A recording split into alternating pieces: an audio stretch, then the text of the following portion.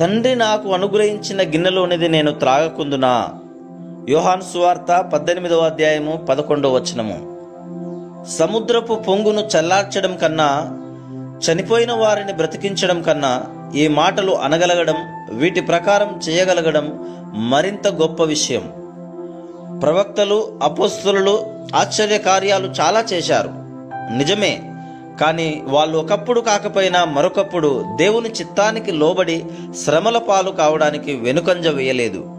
ఇలా చేయడమే విశ్వాసానికి నిర్వచనం. క్రైస్తవులు కోరదగిన మహోత్కృష్టమైన విజయం.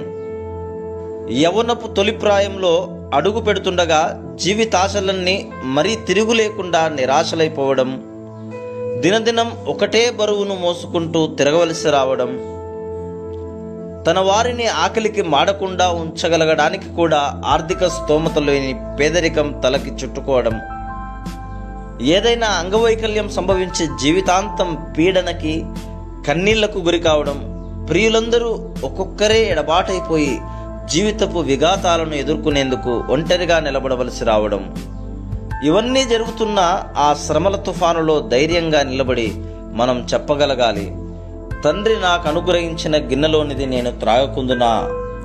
ఇదే విశ్వాస శిఖరం, ఆత్మీయ విజయాల కిరీటం.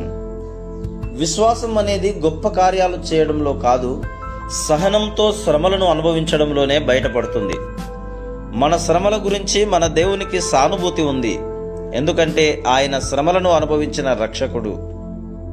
మన శ్రమల్లో ఇంతకంటే మనకు తోడు ఇంకెవరు ఉండగలరు? మనం అనుభవిస్తున్న శ్రమలు ఎలాంటివో తెలిసినవాడు తప్ప. మనల్ని మనం కొంత నష్టపరుచుకుంటేనే గాని ఇతరులకు ఊరట కలిగించలేం. ఇతరులకు సానుభూతి చూపగలగడానికి మనం పడే శ్రమలే మనం చెల్లించే ధర. సహాయం చేయాలని చేయి చాచినవాడు ముందుగా బాధలు పడినవాడై ఉండాలి. రక్షకుడైన వాడు అంతకుముందు ఎప్పుడో ఒకప్పుడు సెలవు అనుభవం పొందినవాడై ఉండాలి. ఇతరులకు చేయూతనిచ్చే ధన్యత మనకు కావాలంటే యేసు ప్రభు తాగిన గిన్నెలోనిది మనం కూడా తాగాలి. ఆయన పొందిన బాప్తిస్మం మనం కూడా పొందాలి. దావీదు కీర్తనల్లో ఎక్కువ ఆదరణ కలిగించే కీర్తనలన్నీ శ్రమల గానుగల్లో నుండి బయటికి వచ్చినవే.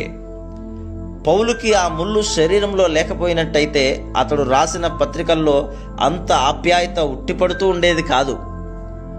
నువ్వు క్రీస్తులో ఉన్నట్టయితే అప్పుడు నిన్ను నలగగొడుతున్న పరిస్థితులు తండ్రి చేతిలోని పరికరాలు తప్ప మరేమీ కాదు. వాటితో ఆయన నిన్ను నిత్యత్వం కోసం సిద్ధం చేస్తున్నాడు. ఆయన్ను నమ్ము, ఆ పరికరాలను తోసేయకు. కష్టాలను చూసి తప్పుకుపోతాం నిజమే, నమ్మశక్యం కాదు గాని వెనకాల వాటిని ఆనుకునే దీవెనలు నడిచి వస్తున్నాయి. శ్రమల బడిలో పట్టాపుచ్చుకునే వాళ్ళు చాలా కొద్దిమంది.